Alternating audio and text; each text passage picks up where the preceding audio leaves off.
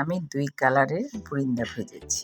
প্রতি বছরে আমি এভাবে বুরিন্দা ভাজি, আর এগুলো আমি সংরক্ষণ করে রাখি। কিছু শুকনা আর কিছু ভিজায় রাখি। এটা আমি 2-3 দিন খাই ফ্রিজে রেখে। এই তো বুরিন্দা বেসনটাকে আমি চেলে শুকায় নিয়েছি। হাফ কেজি বেসন ভালোভাবে ফেটে নিয়েছি। আর একটু বেসনটা ফেটানোর পরে পানিতে দেখতে হবে যে আপনার বেসনটা পানি থেকে উঠে আসে নাকি, তাহলে আপনার বেসন গুলানো হয়ে গেছে। এখন আমি চিনির শিরা করে আমি সাদা এলাচ, দারচিনি দিয়ে, তেজপাতা দিয়ে নামায় রাখলাম।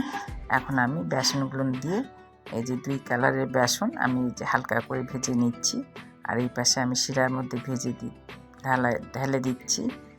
ঢালানোর পরে রস থেকে উঠাচ্ছি, আর এই পাশে ভেজে ভেজে রসের মধ্যে দিয়ে দিচ্ছি।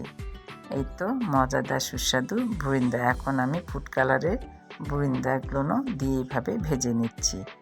এই তো মজাদার সুস্বাদু বুরিন্দা তৈরি হয়ে গেল, রসে ভিজানো। আর এটা হলো শুকনা, এটা আমি সংরক্ষণ করে রাখব।